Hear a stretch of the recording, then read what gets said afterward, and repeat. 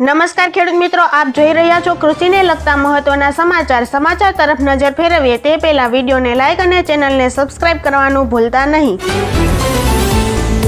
હવામાન વિભાગે ફરી એકવાર ગુજરાતના ઘણા વિસ્તારોમાં અતિભારે વરસાદની આગાહી કરી છે, જેમાં 21 ઓગસ્ટથી ફરી એક વખત રાજ્યમાં ચોમાસું જામે તેવી શક્યતાઓ છે, જેમાં સૌરાષ્ટ્ર કચ્છને બાદ કરતા ગુજરાતમાં સાર્વત્રિક મેઘમહેર થશે, જેમાં 21 અને 22 ઓગસ્ટના રોજ નવસારી, વલસાડ, દમણ અને દાદરાનગર હવેલીમાં ગાજવીજ સાથે ભારે વરસાદની ચેતવણી આપવામાં આવી છે। ઊંઝામાં જીરુના ભાવમાં મણે 40 રૂપિયાથી 50 રૂપિયાનો ઘટાડો નોંધાયો। ભાવ હજી ઘટે તેવી ધારણા। જીરુની બજારમાં નરમાઈનો ટોન યથાવત છે અને ભાવ આજે એક જ દિવસમાં 6 રૂપિયા ઘટી ગયા હતા। સૌરાષ્ટ્રમાં 250 ગુણી નવી મગફળી આવકનું મુહૂર્ત। રાજકોટ યાર્ડ ખાતે 20 ઓગસ્ટના રોજ 250 મણ જેટલી 24 નંબર મગફળીનો જથ્થો આવ્યો હતો, જેના મુહૂર્ત સોદામાં 1051 રૂપિયા ભાવ ઉપજ્યા હતા। તેમજ હળવદ યાર્ડ ખાતે 24 નંબર મગફળીના મુહૂર્ત સોદામાં પ્રતિમણ 1211 રૂપિયાનો ભાવ થયો હતો।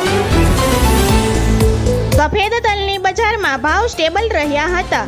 ગુજરાતમાં તલની આવકો અત્યારે સ્ટેબલ છે અને સાઉથ કોરિયાના ટેન્ડરમાં જેમણે ઓર્ડર મળ્યો છે તે નિકાસકારોની લેવાલી અત્યારે માર્કેટિંગ યાર્ડમાંથી થોડી નીકળી હોવાથી તલની બજારને ટેકો મળી રહ્યો છે।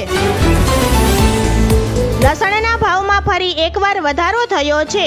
વેપારીઓના જણાવ્યા અનુસાર લસણના ભાવ હાલ ઘટે તેવી કોઈ શક્યતા દેખાતી નથી, ત્યારે ફરી એકવાર લસણમાં આગ ઝરતી તેજી જોવા મળી રહી છે। તહેવારોની સિઝનના કારણે માત્ર 4 જ દિવસમાં મણે 1000 રૂપિયાનો વધારો થયો છે। યાર્ડમાં લસણના ભાવ આજે 3000 રૂપિયાથી 4600 રૂપિયાએ પહોંચી ગયા છે। પ્રધાનમંત્રી કિસાન સન્માન નિધિ યોજના હેઠળ ભારત સરકાર લાભાર્થી ખેડૂતોને વાર્ષિક 6000 રૂપિયા આપે છે, જે દર 4 મહિનાના અંતર સાથે 2000ના 3 હપ્તામાં ચૂકવવામાં આવે છે। હવે તમામ લાભાર્થી ખેડૂતો યોજનાના આગામી એટલે કે 18મા હપ્તાની રાહ જોઈ રહ્યા છે, જે ઓક્ટોબર મહિનામાં રિલીઝ થઈ શકે છે। આ યોજનાનો 17મો હપ્તો વડાપ્રધાન નરેન્દ્ર મોદીએ જુલાઈ મહિનામાં બહાર પાડ્યો હતો। એવો અંદાજ છે કે આ યોજનાનો આગામી 18મો હપ્તો ઓક્ટોબરના પ્રથમ સપ્તાહમાં બહાર પાડવામાં આવશે। આભાર ખેડૂત મિત્રો, જય જવાન જય કિસાન।